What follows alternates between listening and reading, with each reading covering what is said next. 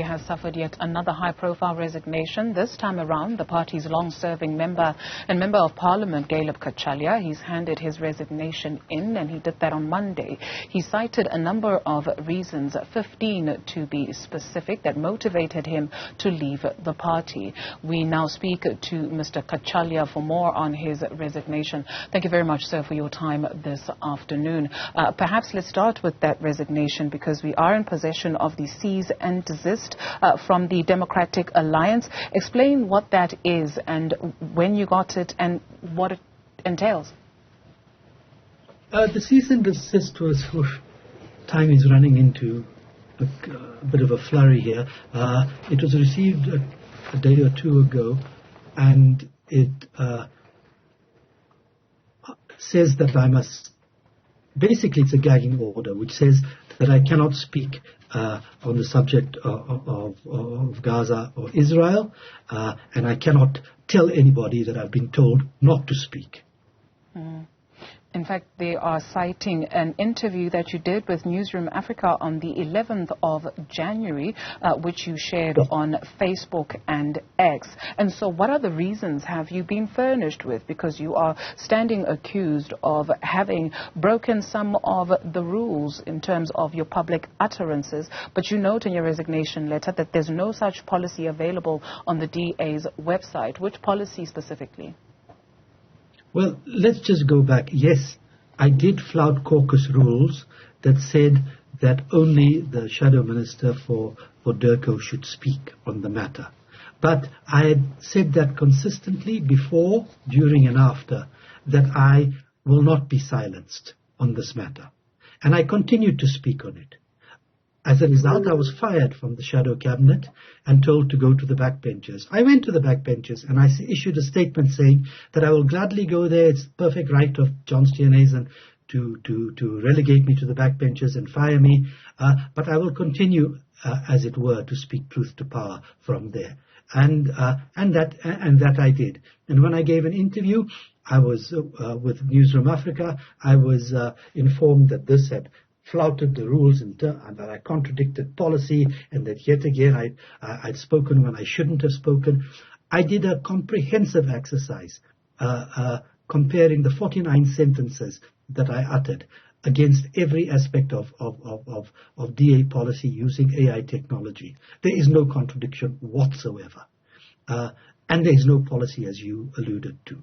The policy, so-called policy, was John Steenhuisen's compilation, which, to make it policy, needed to be ratified, tabled and ratified by the Federal Council.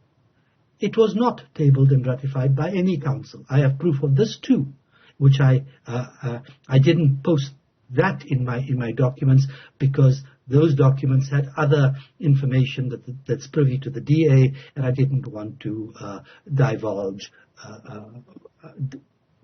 DA-sensitive information publicly. I just wanted to talk about my particular issue. Reason 8 in your letter explaining the reasons why you're leaving the party, you say, and I read, over the same period I have repeatedly sought meetings with the leader and requested mediation processes to be instituted. Such requests have been met with silence. Well, I have, right from the beginning, I asked to meet with John. He didn't respond at all. I then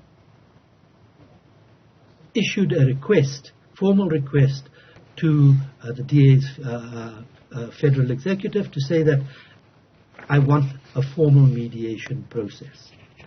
There was no response to that, save for acknowledgement. That was some time ago. Now at the 11th hour, I get a response from the DA saying, well, John Steenhuisen is open to a mediation, but he wants you to apologize first. Now, that is inconsistent with the mediation.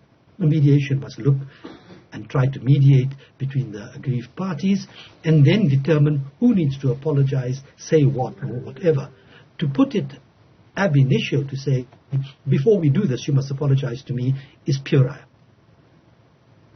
This cease and desist letter dated 16 January 2024, point number 6 reads, any public release or discussion of the contents of this letter will be regarded as an additional disparagement of the FedEx decision. And so are you worried about what comes after this, or you've resigned from the party and you comfortable? Well, I've resigned from the party. If they view it as an additional disparagement, they're entitled to do so. What can they do about it? They can fire me from the party. Well, that's a moot point. I fired myself. Mr. Cachalia, this cease and desist letter from the federal chair, or signed by the federal chair on the 16th of January, at the bottom it reads, freedom, fairness, opportunity, diversity. Point number 5 of your letter, you say that what is going on here and the reasons that have led to your releasing yourself from the party evidences a growing dysfunctional, undemocratic and authoritarian tendency in the party, where they say that they stand for freedom, fairness, opportunity and diversity. And so, Mr. Cachalia, what was the initial attraction to the Democratic Alliance? Did this come as a surprise to you, their stance on certain matters? Look, I joined the DA because its values and principles, as announced, as evinced by what you just quoted in terms of fairness, freedom, fairness and opportunity, the primacy of individual choice, a host of other aspects, a largely centrist attitude to economics and the like, attracted me to the DA. Over the recent period of time since the elevation of John Steenhuisen to leadership, this has been denuded. There has been there's been lip service given to that. The way I've been treated has been completely authoritarian.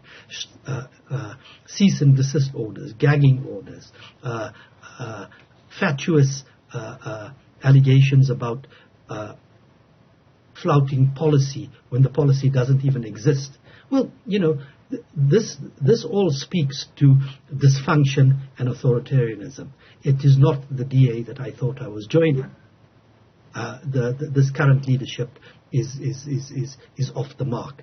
Moreover, when the previous leader resigned or was pushed out, whatever you choose to say, there was a review panel which said that basically he failed in these particular respects. And if you go back to the documents which I submitted, you can see, because I quoted from that review, and if you look at that review and how John Steenhuisen was meant to fix it, then he has fallen very, very short. When you were released as a member of the shadow cabinet, in a letter dated the 2nd of November 2023 addressed to you, and it speaks of the removal from the shadow cabinet, the DA says your conduct amounts to a display of remarkable selfishness. And so this party that you have been for how many years, sir? Since 2015-16.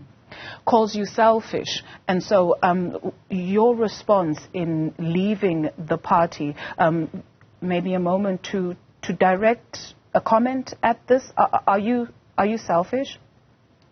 I think that's hardly the case. What I have done is speak out on human rights. There are certain things in politics where people must be given the latitude to speak out about.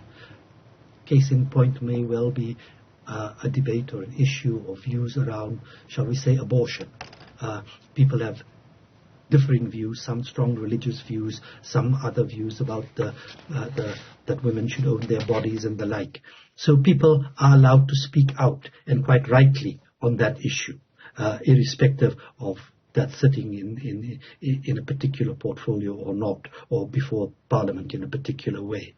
I think important issues that pertain to human rights, that concern the mass murder of over now 25,000 people, largely women and children, is a cause for concern, to put it mildly. And for someone to voice that concern, Someone to stand by the South African government's action at the International Court of Justice is not something that's worthy, I believe, of sanction. We're not here to disagree with everything government says. If government does something right, we say they've done it right. If they make wrong decisions, we point that out. And God knows I have been lambasted the ANC for their relentless decisions, which have been based on poor policies, malfeasance, and inaptitude. Thank you very much, sir, for your time this afternoon. Ghaleb Cachalia outlining his reasons for leaving the Democratic Alliance.